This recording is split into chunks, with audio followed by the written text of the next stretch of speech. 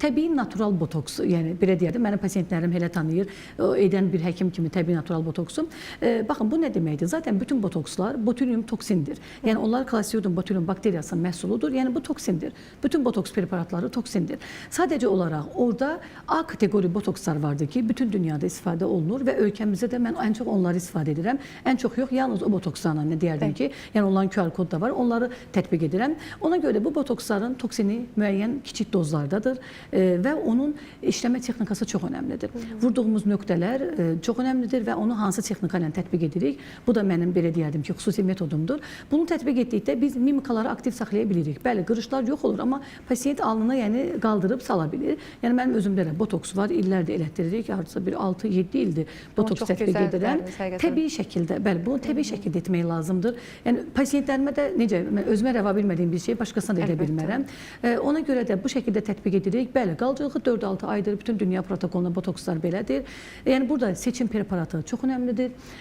Preparat və ölkəmizdə müəyyən sayda, belə deyək, padval şəraitində hazırlanan mı deyim, o şəraitdə tətbiq olunan mı deyim, bəli, botokslar çoxdur. Yəni onlardan, yəni mən bu yay bir neçə həkim yığıb müraciət etdi ki, pasiyentimdə belə bir hallar yaşanıbdır.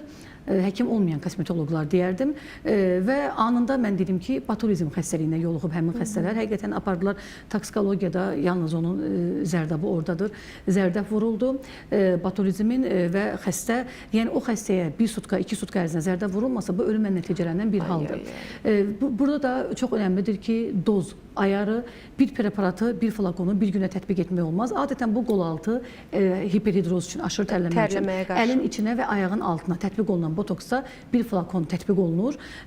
O zaman və o botoksu, bir flakonu pasiyentə anında tətbiq edərsən və ya full botoksa eyni anda masseter və ya platizmal botoks, hansı ki boyunda şaquli qırışları açmaq üçün.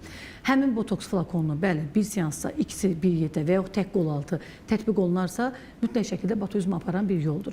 Ona görə mütləq işlədiyimiz preparatlara önəm verməliyik və dozalanmaya. Yəni burada da həkim olmaq mütləqdir dozalanma üçün və nöqtələr. Yəni ona görə də şükürlər olsun bugünə kimi tam təbii natural botoksu hər zaman tətbiq etmişik və pasiyentlərimdə toz olsun, istər üzdə şişkinlik olsun, nəsə bir reaksiyalar heç bir zaman olmayıbdır. Burada da həqiqətən həkimin təcrübəsi, işlətdiyi preparat da həkimin vicdanından asılıdır. Çox önəmlidir.